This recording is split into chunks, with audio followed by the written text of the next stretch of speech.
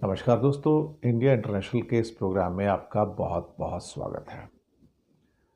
दोस्तों, आज बात करेंगे हम नो किंग्स प्रोटेस्ट जो है वो अब होने वाला है, ख़ास तौर से अमेरिका के अंदर, और 18 अक्टूबर को होगा।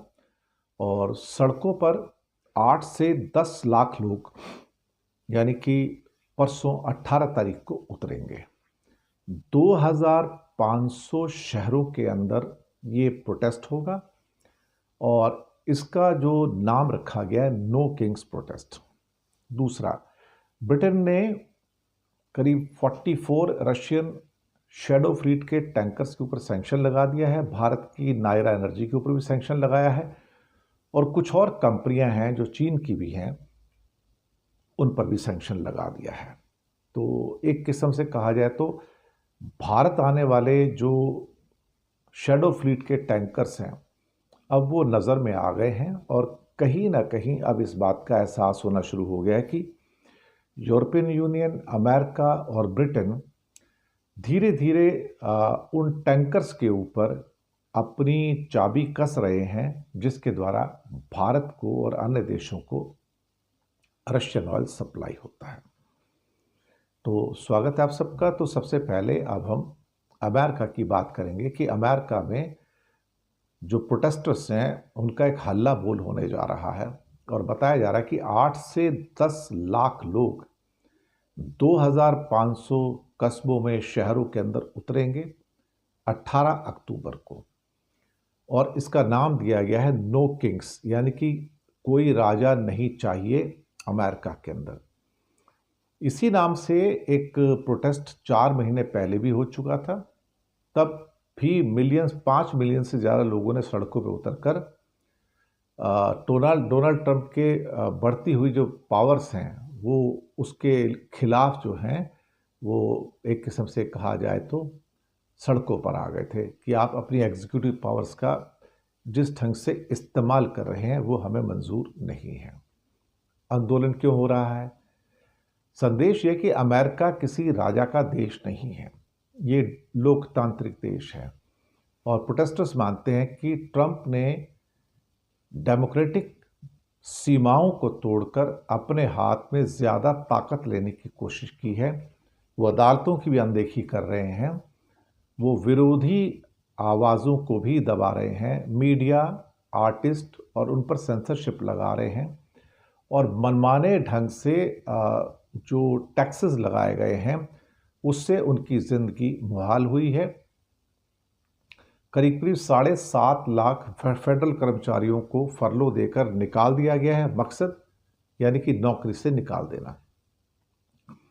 बहुत सारे संगठन हैं, इंडिविजुअल और कई मजदूर संघ हैं, उनका कहना है कि हम ट्रंप सरकार की तानाशाही रवैये के खिलाफ हैं और शटडाउन का असर जो है लाखों लोगों की नौकरी पर पड़ चुका है, पड़ने वाला नहीं है। ये शटडाउन इसलिए करवाया गया है, जो संगठन बता रहे हैं कि ताकि वहाँ पर 8-10 लाख लोगों को सरकारी नौकरी से निकालने में दिक्कत ना हो, क्योंकि अदरवाइज इतने लोगों को निकालना थोड़ा मुश्किल हो जाता है। तो शटडाउन के अंदर निकालना एक बार को आसान हो जाता है। और 7.5 लाख से 8 लाख लोगों को फरलो के ऊपर भेज दिया गया। फरलो एक टर्म यूज़ की जाती है, FURLOUGH। फरलो पे भेज दिया गया कि तुम्हारी छुट्टी है, ऑफिस मत आना। तो उसके बाद जब ऑफिस नहीं आना तो फिर कहेंगे अभी तुमको ज़रूरत नहीं है, एक मेल भेज देंगे, अब तुम घर बैठो, तुम्हारा जो भी पेमेंट होगा तुम्हारे घर में पहुंच जाएगा। तो इस ढंग से जो फेडरल कर्मचारियों की संख्या है उसमें 1/3 से ज़्यादा की जो कटौती है वो हो गई है। इस आंदोलन को जो कि अभी जो स्टार्ट हुआ है, नो किंग्स, इसका मूल रूप से 50-51 मूवमेंट से स्टार्ट हुआ था, 50501 से स्टार्ट हुआ था। तो इसका मतलब होता है कि 50 स्टेट्स हैं, 50 प्रोटेस्ट हैं और 1 एजिटेशन है, एक आंदोलन है।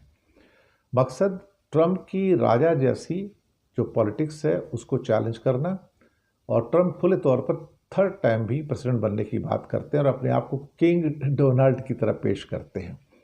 लेकिन लोग सड़कों पर उतरकर याद दिलाना चाहते हैं कि अमेरिका में राजा नहीं होता है, और अमेरिका में सिर्फ ले दे के क्या कहते हैं कि डेमोक्रेसी ही होती है, इसके अलावा और कुछ नहीं है।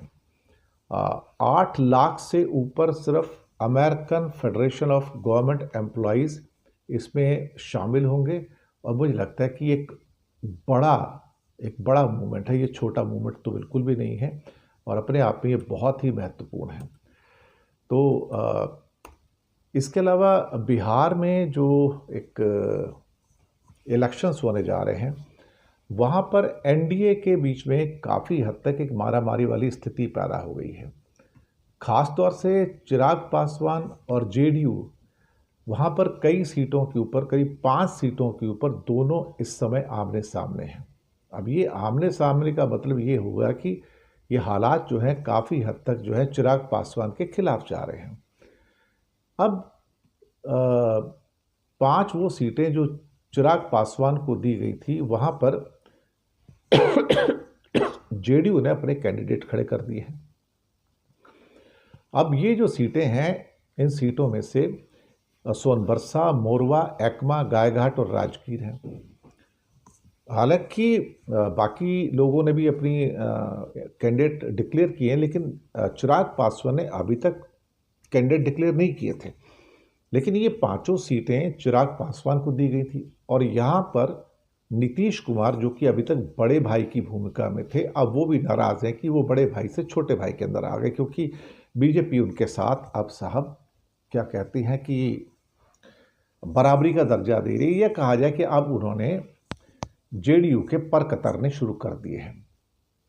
और साथ में जेडीयू ने 5 सीटों के ऊपर अपने कैंडिडेट चिराग के खिलाफ खड़े करके बीजेपी को ये बताने की जरूरत की है कि तुमने मेरी सीटों को चिराग पासवान को सौंपकर एक किस्म से आपने मुझे नुकसान पहुंचाया है। तो एनडीए के अंदर जो सर फुटबॉल वाली बातें हो रही हैं, वो अब सब खुलकर सामने आ गई हैं। एनडीए के लिए एक राहत की बात यह है कि इन 5 सीटों पर अभी तक चिराग पासवान की पार्टी ने उम्मीदवार घोषित नहीं किए हैं। अब देखते हैं क्या होता है। अब अगर सोनबरसा से देखें तो जेडीयू ने रत्नेश सदा, मोरवा से विद्यासागर निषाद, एकमा से धूमल सिंह, गायघाट से कोमल सिंह और राजगीर से कौशल किशोर को उम्मीदवार बनाया है।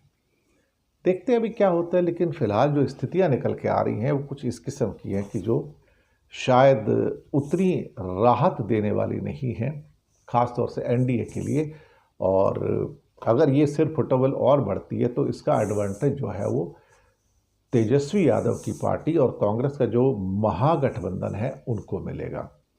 देखते हैं क्या होता है। लेकिन एक प्रशांत किशोर का एक मुद्दा निकल के आया कि शायद वो चुनाव से विड्रॉ कर रहे हैं। अभी तक कन्फर्मेशन तो ऐसी कोई चीज़ है नहीं, लेकिन अब कयास तो लग ही रहे हैं इसमें। अगर ये प्रशांत किशोर विड्रॉ कर रहे हैं तो ये किसके पक्ष में आए थे और किसके पक्ष में विड्रॉ कर रहे हैं।